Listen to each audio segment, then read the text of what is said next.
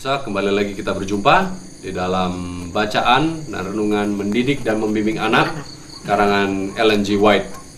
Kita tiba di pasal yang keempat yang berjudul Metode Mengajar.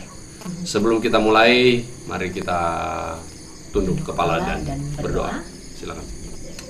Bapa Surgawi, terima kasih atas buku yang Kau ciptakan ini. Berikanlah pengertian kepada kami dan juga pada penonton yang melihat apa yang Tuhan inginkan kami mengerti di dalam proses pendidikan untuk mendidik anak-anak kami. Bersama dengan kami ya Tuhan, kami alaskan doa ini dalam nama anak-Mu, Tuhan Yesus, Tuhan Selamat kami. Amin. Amin. Kita baca pasal 4 halaman 31, paragraf pertama. Pemerintahan orang tua harus menjadi satu bahan pelajaran. Pekerjaan orang tua jarang dilaksanakan sebagaimana mestinya. Para orang tua, sudahkah engkau mempelajari pemerintahan orang tua agar engkau dapat dengan bijaksana mendidik kemauan dan perasaan anak-anakmu? Ajarlah ranting-ranting yang masih muda ini untuk bergantung pada Allah. Tidaklah cukup bagimu sekedar berkata, lakukanlah ini, atau buatlah itu, dan kemudian sama sekali mengabaikan dan melupakan apa yang telah engkau perintahkan itu. Dan anak-anak pun tidak peduli untuk melaksanakan perintahmu itu. Sediakan jalan bagi anak-anakmu untuk menurut perintahmu dengan hati yang senang. Ajarlah ranting-ranting yang muda itu bergantung pada Yesus. Ajarlah mereka untuk meminta pertolongan pada Tuhan di dalam perkara-perkara yang kecil dalam kehidupan, untuk menyadari sepenuhnya akan tugas-tugas yang kecil yang harus dilaksanakan, supaya menjadi berguna di dalam satu rumah tangga. Jikalau kamu tidak mendidik mereka, maka ada satu yang mau mendidiknya. Oleh karena setan selalu menunggu-nunggu kesempatan untuk menabur benih-benih di dalam benih-benih lalang di dalam hati. Nah, ini satu peringatan bagi kita. Kita sering melupakan, kalau bahasa Inggris bilang follow up ya. Kita sering melakukan memerintahkan, tetapi kemudian tidak mengecek. Ya. Saya pun hari ini melakukan hal yang sama. Saya memerintahkan anak saya untuk berbuat sesuatu. Saya perintahkan untuk oke, nanti kalau selesai, nanti 12:30 kembali. Akhirnya saya tidak juga mengecek, mengabaikan mereka. Akhirnya apa yang terjadi? 1 jam terlambat pun saya tidak lagi ingat. Sampai sudah terlambat, akhirnya baru saya ingat. Ini adalah suatu kelalaian yang memang sangat-sangat sering kita lakukan. Jadi di saat kita memerintahkan sesuatu, harus ada follow up. Harus lihat pekerjaan mereka. Sangat-sangat penting. Saya sangat tertarik di sini bagaimana Tuhan pun mengajari kita untuk mempunyai ketelitian di dalam kehidupan kita. Betul. Dan di sini saya lihat bahwa kalau kita lihat ya Ramon, bahwa Tuhan pun mengajari kita untuk mementingkan anak-anak kita terlebih dulu. Sering sekali kita karena kita terlalu banyak kesibukan yang lain-lain sehingga kita anak-anak terbengkalai. Dan ternyata kalau kita lihat, setan memberikan kesibukan itu kepada kita supaya dia dapat memberikan didikan kepada anak-anak kita. Dia sedang menunggu. Dia sedang menunggu. Dia seperti lagi nunggu kalau dia bisa langsung masuk. Ya. Dan biasanya kesibukan itu yang diberikan sehingga kita tidak konsen lagi untuk mendidik anak-anak kita. Betul. Ya. Lanjut lagi. Ya. Oke. Dengan judul Hadapi Tugas dengan Roh yang Tenang dan Hati yang Penuh Kasih. Saudariku, sudahkah Allah mempercayakan kepadamu satu tugas sebagai seorang ibu?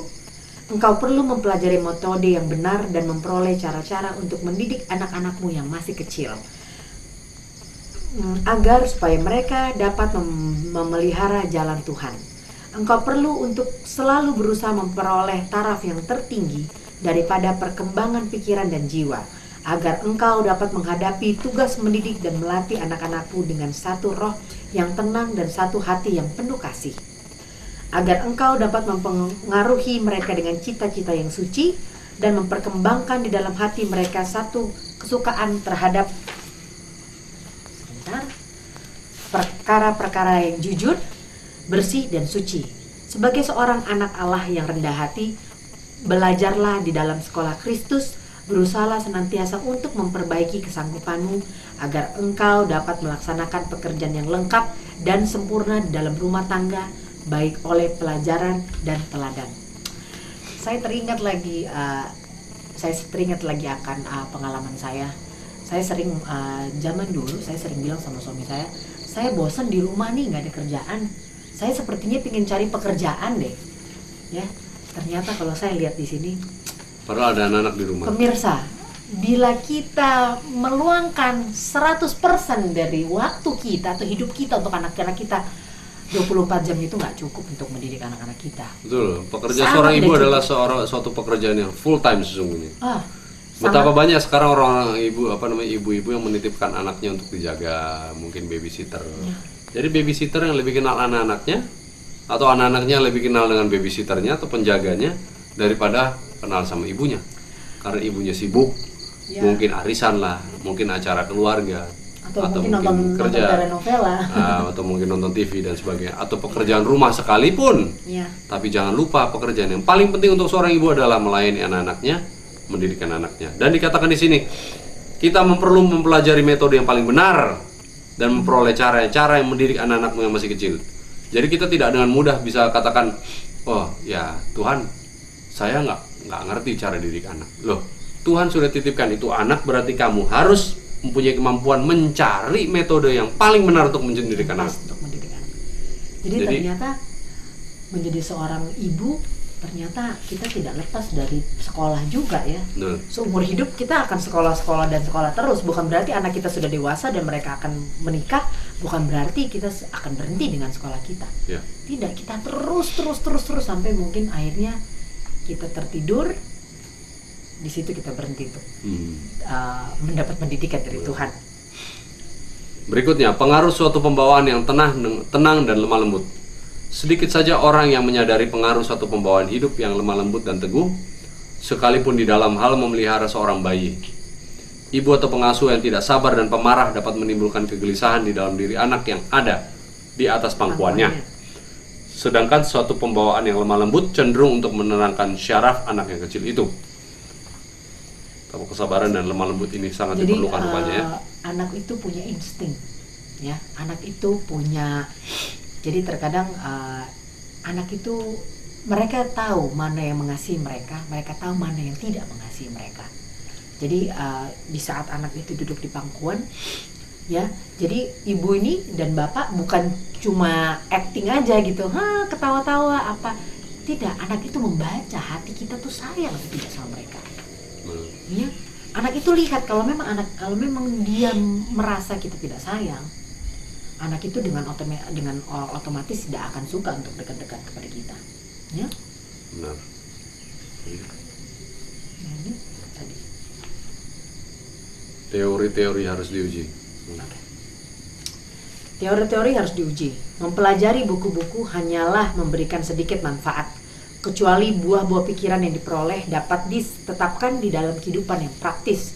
Namun demikian, usul-usul orang lain yang paling berharga sekalipun janganlah dituruti tanpa dipikirkan dan disaring lebih dahulu. Sekaliannya itu boleh jadi tidak akan dapat disesuaikan dengan cara yang sama kepada keadaan dari setiap ibu, atau kepada sifat serta kecenderungan yang tertentu daripada setiap anak yang ada di dalam keluarga. Biarlah ibu mempelajari dengan sesama pengalaman orang lain, perhatian perbedaan antara metode mereka dengan metodenya sendiri, dan dengan teliti menguji cara-cara yang nampaknya amat berguna. Seperti tidak ada satu pola yang baku yang bisa diterapkan untuk semua orang. Kita harus dengan hikmat juga menguji segala roh, mungkin dengan segala ajaran ya. Tidak bisa satu cara dipaksakan mungkin dari satu keluarga ke keluarga yang lain. Mungkin seminar-seminar juga. Ya, ibu-ibu datang benar. ke suatu seminar. Segala sesuatu yang berharga pun janganlah dituruti tanpa dipikirkan dan disaring dahulu. Ya, tentunya kita mengerti, kita harus menguji segala sesuatu dengan firman Tuhan juga. Ya. Apakah itu kebaikan atau tidak. Tapi saya percaya, bagi saya ialah para ibu bisa menanyakan langsung pada Bapak Surgawi sebenarnya. Untuk hikmat. Untuk segala hikmat yang diberikan. Bapak Surgawi dengan otomatis akan datang dan memberikan hikmat tersebut. Ya. Metode yang digunakan zaman dahulu. Dari sejak zaman dahulu kala orang-orang yang setia di kalangan bangsa Israel telah memberikan perhatian yang dalam terhadap soal pendidikan.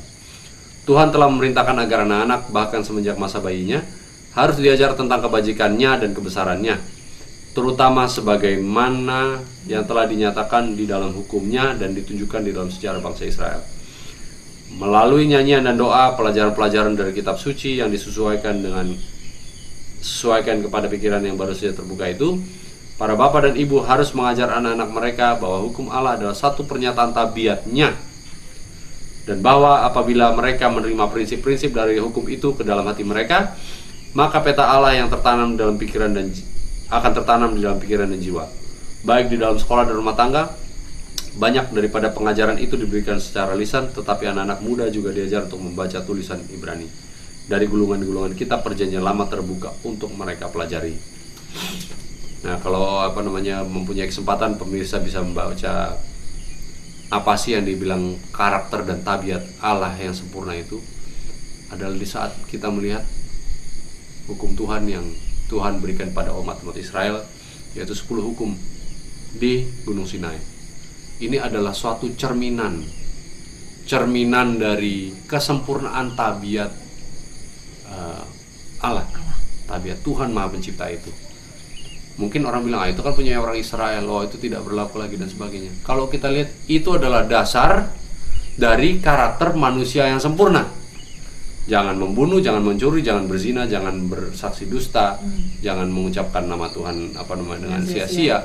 Hormatilah ayah dan ibumu, dan juga hukum pertama itu jangan ada ilah lain dan sebagainya. Ingatlah hari Sabat juga. Itu adalah cerminan bagaimana kesempurnaan Tuhan.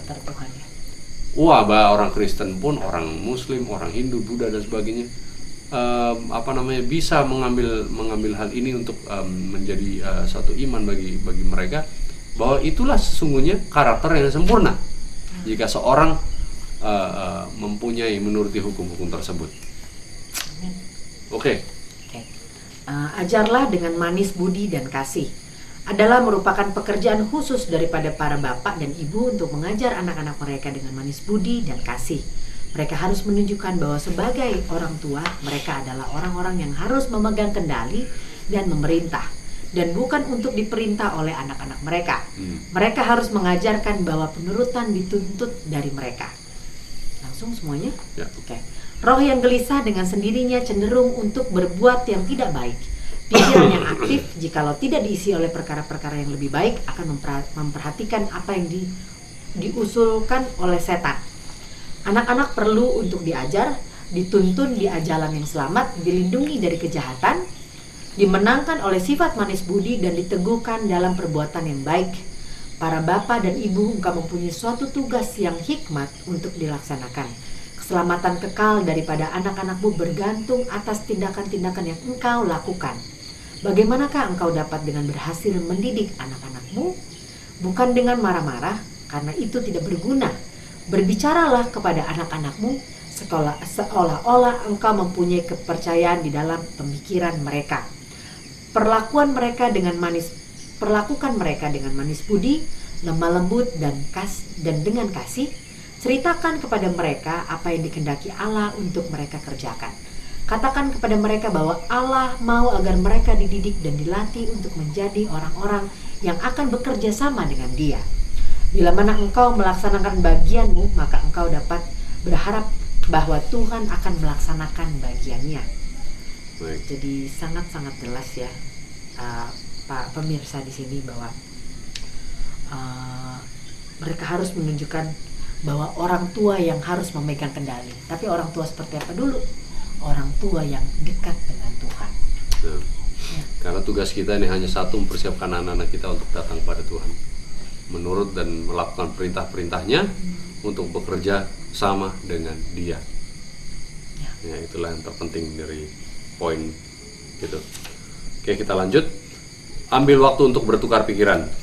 Setiap ibu harus mengambil waktu untuk bertukar pikiran dengan anak-anaknya, untuk memperbaiki kesalahan mereka dan dengan sabar mengajarkan pada mereka jalan-jalan yang benar. Jadi jangan lupa komunikasi ya.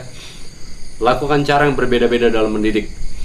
Sikap yang amat berhati-hati harus dimiliki dalam mendidik anak-anak muda, untuk mengadakan perubahan dan dalam cara mendidik sedemikian rupa sehingga akan menyebabkan digunakannya kuasa pikiran yang tinggi dan yang agung itu.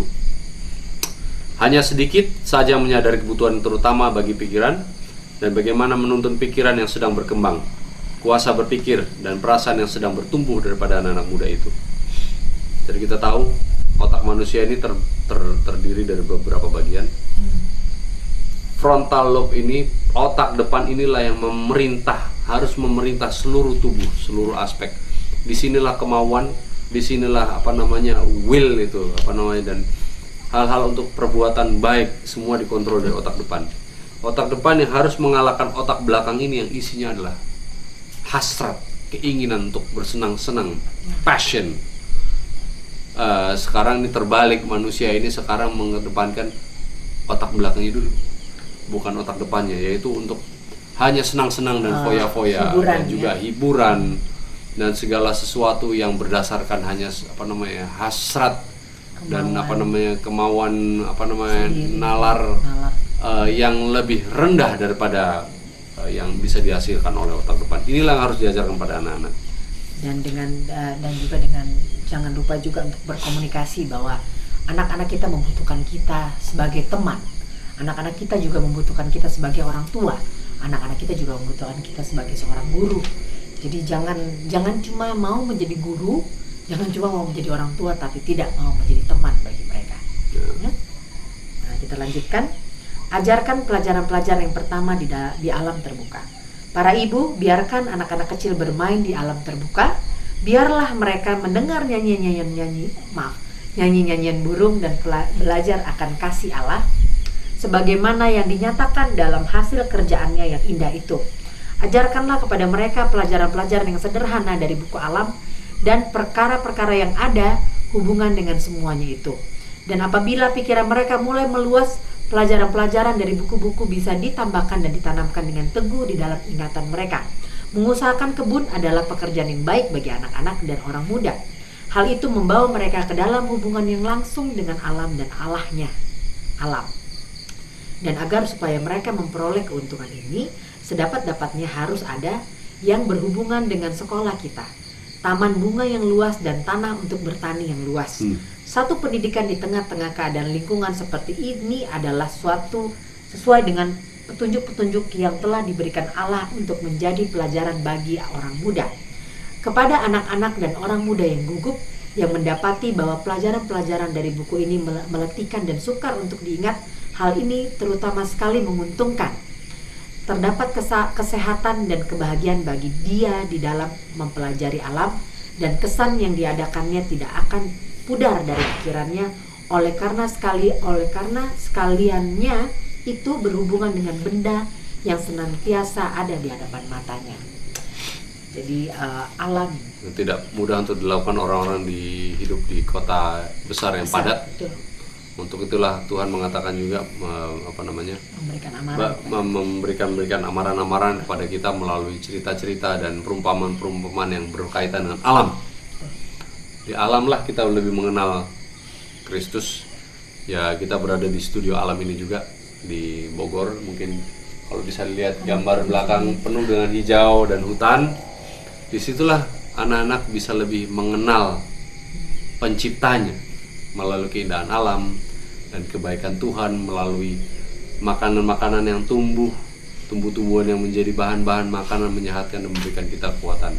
Hal-hal yang sangat baik. Jadi, banyak bisa kita dapatkan dari alam. Jadi mungkin gambarannya seperti ini ya, Ramon. Bila kita ingin anak kita seperti apa, saya ingin anak saya jadi dokter. Saya kasih itu baca-bacaan tentang dunia kedokteran itu seperti apa, sehingga membangkitkan kemauan dia untuk menjadi seorang dokter. Jadi kemauan itu ada di diri Anda, seorang ibu dan bapak. Anda mau apa dari anak-anak Anda? Bila Anda ingin untuk anak-anak Anda mengenal Tuhan, di mana yang seperti apa yang Anda harus bawa? Yaitu ke alam. Karena alam ini ya ciptaan Tuhan. Sangat mudah bagi anak-anak untuk mengenal siapa Tuhan bila mereka pergi ke alam. Ya? Lanjutkan. Jadikan pelajaran-pelajaran itu singkat dan menarik. Bila mana para orang tua dengan tekun melaksanakan tugas mereka sambil memberikannya dengan terperinci dan keterangan demi keterangan dan mendidikkan pelajaran-pelajaran itu singkat dan menarik dan mengajar mereka bukan hanya oleh pengajaran tetapi juga dengan suri teladan, maka Tuhan akan bekerja sama dengan usaha mereka dan menjadikan mereka sebagai guru-guru yang mantap. Amin. Kembali lagi, Kalau dengan anak-anak harus berkomunikasi. Seringkali saya juga menganggap anak-anak tuh nggak penting kayaknya. Mereka mau ngomong apa? Iya berisik. Gitu. Bapak lagi sibuk, ibu lagi sibuk, jangan diganggu. Tetapi berikanlah mereka dengan seksama, dengan rinci, pelajaran secara detail biar mereka berkembang. Segala sesuatu yang mereka harus pelajari harus datang dari orang tuanya, bukan dari orang-orang, bukan dari teman-teman, pergaulan. Karena ingat, iblis ya sedang menanti kesempatan untuk mendidik mereka. Jangan duluan iblis yang mendidik, biar kita lah yang mendidik. Saya ingat zaman dulu orang tua saya sering bilang kepada saya begini, bila kamu ingin betah di dalam pekerjaan, harus cintai dulu pekerjaan itu, senangi dulu pekerjaan itu, maka kamu akan betah dan akan sukses dalam pekerjaan. Sama juga seperti kita orang tua, kita harus mencintai anak itu lebih dulu, menyenangi akan tanggung jawab kita lebih dulu. Jadi lebih gampang untuk memberikan seluruh waktu kita, seluruh energi kita untuk anak-anak kita. Terkadang kalau kita bisa jujur, memang anak-anak itu sangat berisik ya pemirsa ya. Nangis lah, mau ini mau itu, sudah semua kayaknya energi kita, waktu kita, kayaknya kalau orang anak gaul bilang kayaknya kok gue udah nggak ada hidup lagi, bisa dibilang. Semuanya kasih untuk anak-anak, dari waktu semuanya untuk anak-anak. Tapi ternyata kuncinya cuma apa? Harus cintai pekerjaan kita. Benar. Dari kita bisa mencintai pekerjaan kita, kita akan bahagia untuk mendidik anak-anak kita. Tuh. Oke, ini yang paragraf yang terakhir kita baca. Katakan itu dengan sederhana. Seringlah katakan itu. Mereka yang mengajar anak-anak harus menjauhkan diri dari pembicaraan yang membosankan. Kata-kata yang singkat dan langsung kepada tujuannya akan memberikan satu pengaruh yang menggembirakan. Jikalau ada banyak hal yang harus dikatakan, berikan itu dengan singkat tapi sering diulang-ulangi. Sedikit kata-kata yang menarik sekali-sekali akan lebih berguna daripada menceritakan semua dengan sekaligus. Pembicaraan-pembicaraan yang panjang akan membebani pikiran anak-anak yang masih kecil itu. Terlalu banyak kata-kata yang menjadikan mereka merasa muak, sekalipun pelajaran-pelajaran rohani. Sebagaimana halnya makan terlalu banyak akan membebani perut dan mengurangi selera makan dan menjadikan mereka muak terhadap makanan. Pikiran manusia bisa dibebani oleh pembicaraan yang terlalu banyak. Ya, kalau orang Jawa bilang juweh itu terlalu cerewet, terlalu itu aja. Saya waktu kecil ya mungkin sering bilang, kalau orang tua ngomong itu aja. Terus sekarang sudah menjadi orang tua, kadang-kadang kita bilang sama ternyata kita juga gitu. Ternyata saya mengulangi kesalahan yang sama. Jadi ya semaksimal mungkin kita coba untuk singkat, jelas, harus diulang-ulangi, tetapi jangan sampai membuat anak-anak itu muak. Jangan pakai gaya kita ya.